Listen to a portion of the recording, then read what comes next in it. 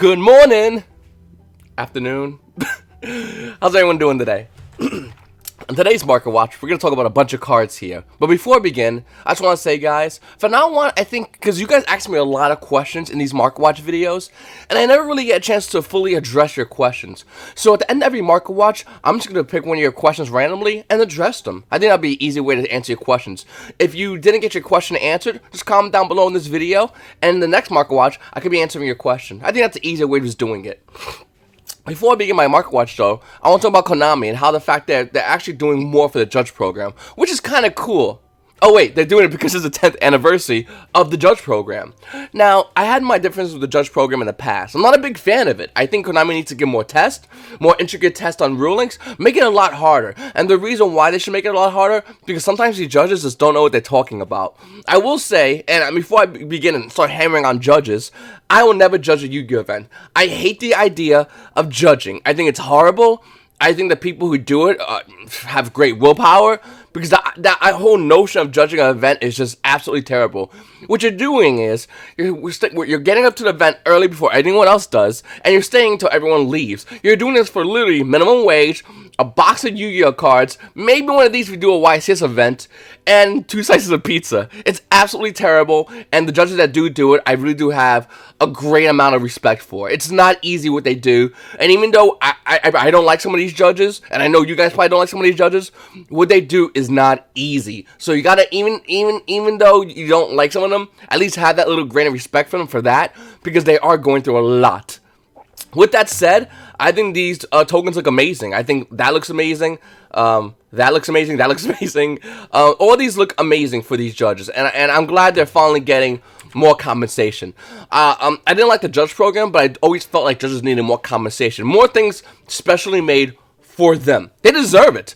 Like I said, it's not easy what they do. And even though you get some of the judges at these Yu-Gi-Oh events that, go on a little power trip, you always, every now and then, you just always gotta look at them and go, oh man, wouldn't it be awesome to grab this kid by his throat to the side of the building and just kick the crap out of him? Anyone thought that besides me? Okay, anyway. It just annoys me because they're like, you there, sit down. And you're like, guy, I will knock your teeth off. I'm just here to play Yu-Gi-Oh. Don't get angry. I'm trying to have a good time. You're like 15 on a power trip. Let's calm it down there. Let's take it down a notch. I don't know. It's something about that just always annoys me. But like I said, going back to it, I have a great deal and an amount of respect for these judges. They do a lot. And I'm not sure if it's more of a passion for the game, or it's more about understanding the game that we all love. So for that, I do respect you judges out there. I do love what you guys do, because I won't do it. And I'm shocked and amazed and impressed at the same time, and how you guys would do it. So you guys deserve these tokens. You guys deserve way more than these tokens, if you really want to know my opinion. You guys deserve full art promo cards. Like, I'm talking like places at Ash Blossom, places at Permanence. That should be yours, if you want my honest opinion on that.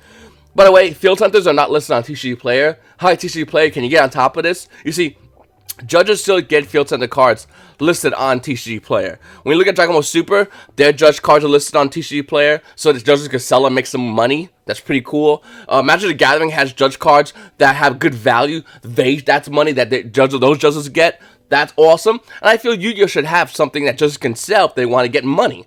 It's not the company going, here's direct paycheck, even though you judge a Yu-Gi-Oh event, you get minimum wage of that state you are in for the whole event. Some judges programs do more, but still, I think judges have a way to do this. They deserve it.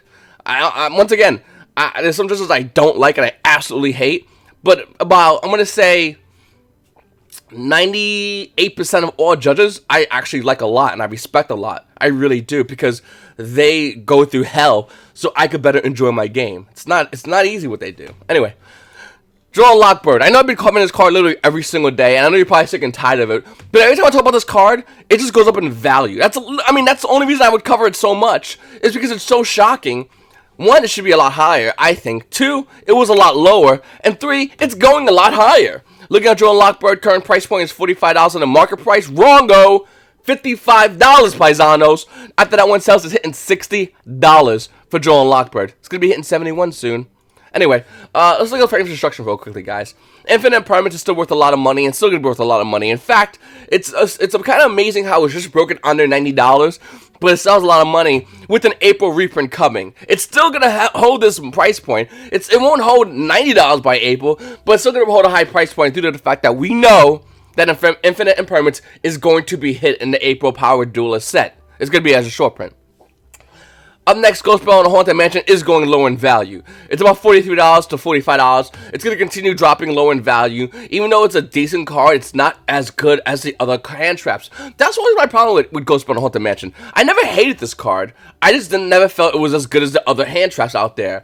Even if you look at the White Chest this past weekend, they were using Artifact, whatever that card's name is, as a hand trap, and it kind of worked better than Ghost Bell in the Haunted Mansion. Don't hate this card, I just felt there's better alternatives out there. Nightmare Unicorn also is still hovering roughly around the $32 price point. I felt like in Power Duelist, they need to make all the Nightmare cards ultra rare. They need to do this already, because we need a reprint of Unicorn. It's been out for a while, and its price went low to like 20, 22, 20 thing, 25s, and it's starting to go higher, because everyone absolutely needs one of these cards. Konami needs to make more of these, and hopefully we see that with the Power Duelist set. Nightmare Corruptor Ibli spiked to about a little beyond $30 in a day. Now it's holding roughly around 28. It's going to continue to drop down in value. This Vampire Saga, I talked about that already. Topologics Bay, everyone needs to own one of these. They're only $9. Get yourself one of these cards.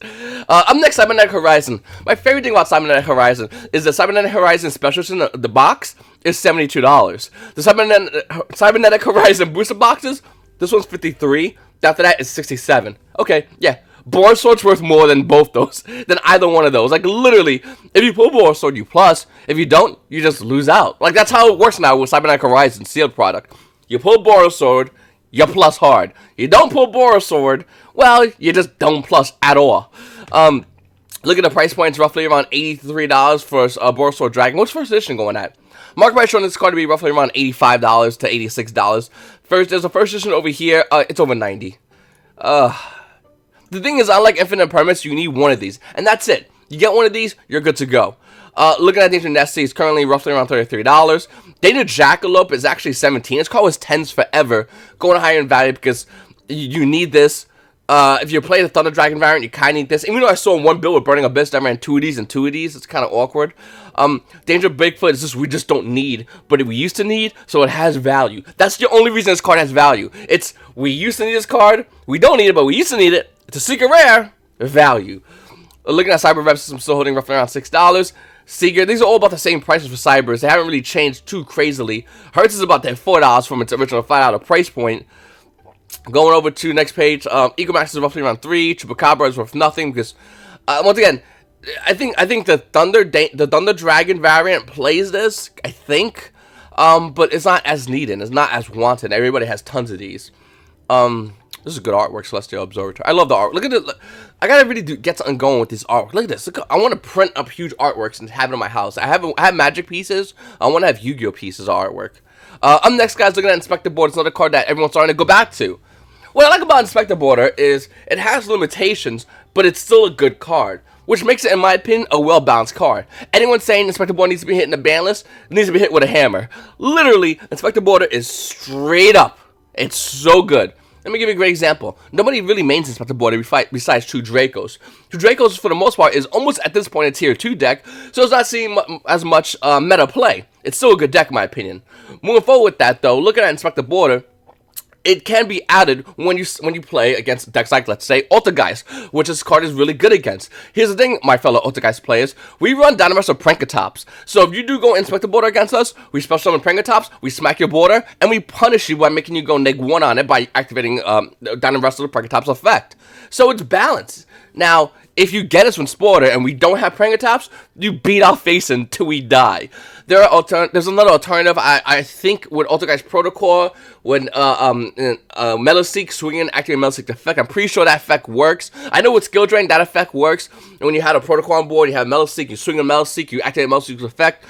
Skill Drain cannot stop Meloseek. This is an actual ruling, so I think it relates to Inspector Border. I could be wrong on that, but nevertheless, looking at Inspector Border's price points on both Megatins and Extreme Force, they're around the same price. And I think the weird thing about this is with these Megatin cards, unlike the other past year Megatin cards, I'm not sure if I covered this fully.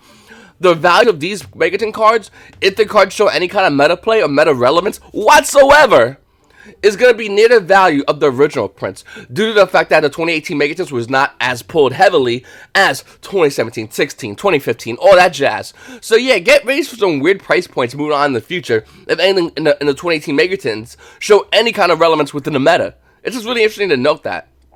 Next, Necros. We're going to see that in Power Duelist. Power of the Duelist or Power Duelist? We're going to see that. And the weird thing about Necros is Necros are Gunganir. Current price point is around almost $6. Looking at over here, though, first in your mints holding roughly around the $5 price point. I don't know. Like, if you want to play Necros in the future, you can buy an ulti Gunganir. Gungnir. You can buy an ulti version of one of these cards for like $5, and it's not bad. It's not bad whatsoever. I mean, I'm not going to play Necros, but if I was going to, I would pick this one up. It's gorgeous artwork. There's another one, too. Necros of Sophia you could buy, too. Like, you can buy all the Necro stuff. Look at Sophia. She's Ultimate Rare as well. You can buy all the Necro stuff. I don't think they run this. They used to run it when the deck first came out. This is unlimited for $4. After that, it started hitting $7 for this card. For this card? No, don't buy this one. Maybe don't buy it on TCG Play, I guess, because, like, this is worth it. This might see play. I don't know if that will see play. Great artwork, though. Saphira, Queen of the Dragons. Another card that a lot of Yu-Gi-Oh players forgot. Market by showing this card to be around $4 for Ultimate Rare. First edition that you played is actually holding roughly around $2.50 to $3 for Saphira, Queen of the Dragons. Now, the weird thing about this is, this card hasn't seen play until the Herald format we had not long ago that ran this card. Even with that saying, I still think this is a phenomenal card. I personally have two of these, one in Spanish. Lols, eBay randomly got it. I just like this card a lot. I think it's a cheap Ultimate Rare. Came out in Duelist Alliance. So you guys might want to consider picking up some of these cards. They just look really, really inexpensive, and the artwork is gorgeous. I mean, a lot of these artworks are really, I mean, look at that. That's beautiful. That's beautiful. Where's Celestial Observatory? That's beautiful. Like, Konami's really been stepping it up slowly. Slowly. They're still not there yet, but they've been stepping it up. Savage Strike is now listed on TCG Player. You can get a booster box pre-ordered for $88. Don't, that's dumb. Oh no, that's for special edition display. Yeah, don't, that's dumb. Yeah, like I don't know why they're listing special edition displays so early on TCG Player. Literally, we have January, February, April 8th for these TCG for you to even have this card come out. I mean, this booster box thing come out. Like, don't do that. It's silly. Look at that booster boxes though. There's a bunch of them over here. They're about $64. It's decent. I personally want to do it myself. Special edition boxes are $12, which is not bad once again, but I wouldn't recommend buying individual special edition boxes. For that, I would recommend you buying this. Just wait till it comes out. There'll be promotions. I know DA Card World's really good with the promotions, so keep an eye on that website. And then you can buy packs for an extra $1. This is crazy. Don't buy any of this crap. Like, just wait. Let's be honest. Up next, Legendary Duel System of Rose booster box is starting to settle on their price points. Now, the weird thing is, it's been out for a good amount of time. And Yu-Gi-Oh! Dog Years, it's been out forever. And at the weird time is, the prices have not stabilized fully. I'm looking at Harpy Perfumer, which is holding around $13. Urgent Schedule, which is around $12. And then we got other cards that are around $7.50, $6, $5, almost $5. And for the most part, there's still some kind of value lingering. Nothing enough for me to go in and say you should buy this box or these packs. I'm not a big fan of doing that, but it is kind of cool stuff. If you want to have extra couple of bucks, you want to grab a pack, why not?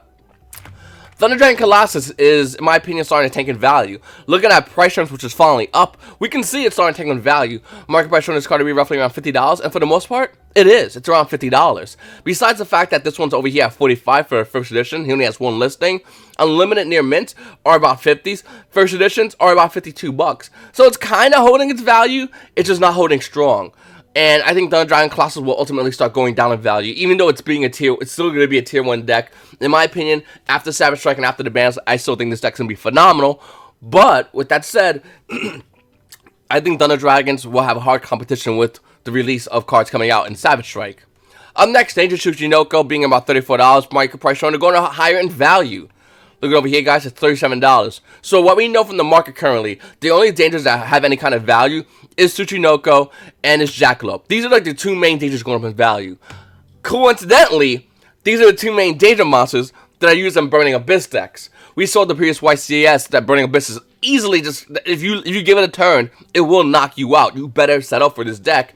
And even at times when you saw I think it was one match against Sky Strikers after YCS we saw, even when it does get a setup, Burning Abyss is like, well, you don't have enough answers, sorry, time to die, and it just murders the deck. Really cool to see, guys. But looking at Danger Tsuchinoko and Danger Jackalope, I believe it plays 2 and 2 of each. I could be wrong, though. There's different variants of Burning Abyss currently right now. I'm personally not playing Burning Abyss whatsoever. I have these cards, I put them to the side, only because there's so many variants, and I'm going to focus on what I currently know in the meta, and hopefully you guys take any of them. Any bit of information, use that for yourselves. What I do recommend is, if you can get some of these cards, get them, put them to the side, and move forward. With Savage Deck coming out, with the banners coming out, we only can see what happens with all these Burning Abyss cards. Oh, another little thing about Burning Abyss cards. Hold on one second. Burning Abyss, little side note as well. If you are getting ready to play Burning Abyss, I would highly recommend picking up, if you should have 3 of these already. It's basically the Konami Oni pack stuff, not, hold on one second. Like Graph, basically. 3 Scarms and 3 Graph. I should just did Graph to begin with.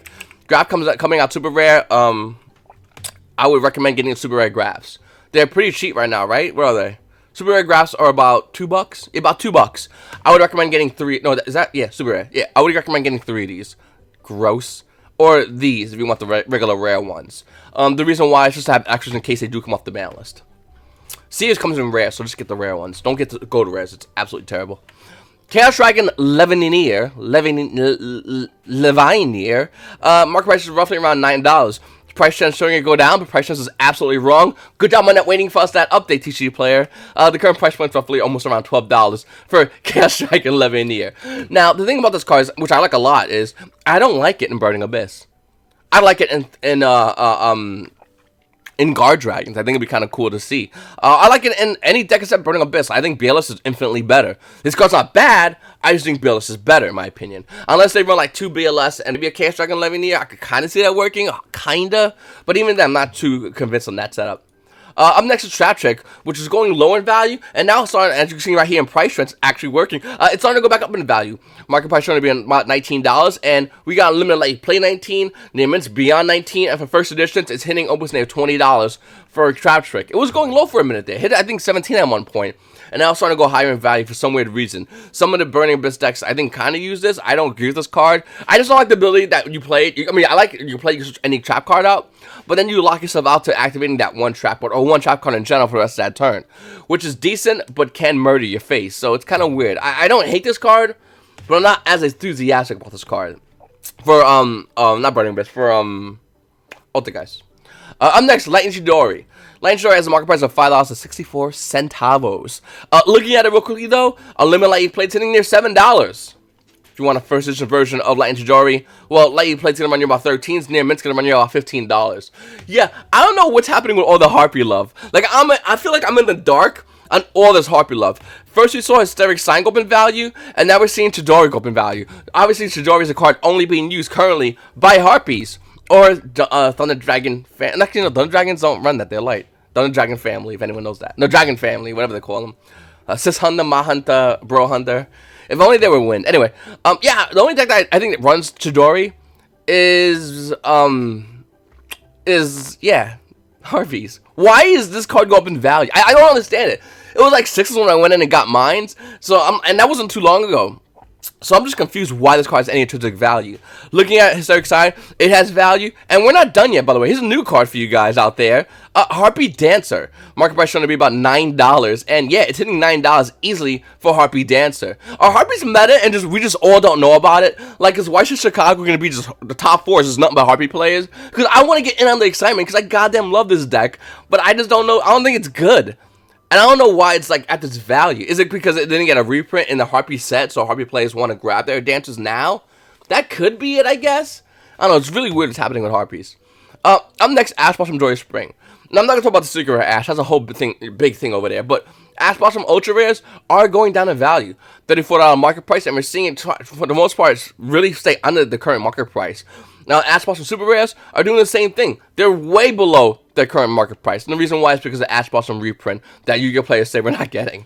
Up next, Clear Wing Synchro Dragon Ultimate Rare. Market price showing this card by about $6. And yeah, it's actually around that price for an Ultimate Rare. It's not that bad, actually. I got a birthday card, and in the birthday card, I got like a gift card my mother sent me. I think I'm gonna buy Yu-Gi-Oh! I think I'm gonna buy this card. It's so weird whenever you get like, I'm a grown man, and literally I have grown-up money and grown-up work and all that grown-up stuff. But then we get a gift card of like, I got like, this one's like $50. I'm like, oh, $50 I can spend on trading card games. I'm not even joking. I'm really buying nothing but just. I'm gonna buy one of these. I don't have an ultimate rare. This card also came out in Ghost Rare, but it came out around the time of Cross Souls. And Cross Souls is when the Ghost Rares around this time of Yu-Gi-Oh is when you got Ghost Rares that if you look at them awkwardly, they will scratch themselves. Like these Ghost Rares are gorgeous. The foiling process on them look really great, and the hollow foils on them you can like twist and see them. It looks really good actually, but with that goodness comes trash, which is the ability of the Ghost Rares to absolutely look like I mean, you put it in a sleeve, you play with it a little bit, and it just starts scratching itself. It's the weirdest thing on the planet. If you guys ever had any of these Ghost Rares, you know exactly what I'm talking about. They look absolutely horrendous. So for this card, I would say get the, I mean, if you want to be a collector, obviously you could get this one $16 for first edition Lightly Played. If you're a hardcore collector, $23 for the near mint. Lightly Played's roughly around $13. Like, you can get this one. It's not bad. There's no, it's, you, like, if you want it, if you're a collector, this is the one you should get. But if you're a Yu-Gi-Oh player, get the Ultimate Rare. It looks really nice. Even though these ultis also have a weak center, if you guys, once again, if you have one of these cards, move the center in these are insanely weak. But yeah, it's like $6. It's not a bad price point. Karakuri Steel Shogun, MDL, 00X, Burrito, Ultimate Rare. Market price is roughly around $2 for this card. It came out in Storm of Ragnarok. It's the set with the Nordic gods. Unlimited to roughly around $2. Near mint's $2.75 for my friends who want a near mint unlimited one. First edition Lightly Played's roughly around $3. And any near mints, oh, here we got a near mint, $15.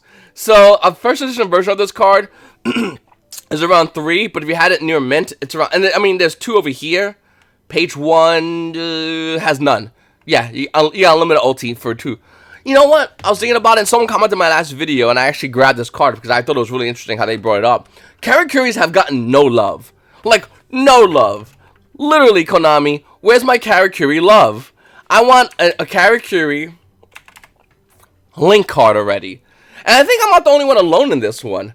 I mean, literally, look at this. Where's my Karakuri love? We have 3 pages of cards, but they're all old as Father Time. That's not even a real card. They're just old.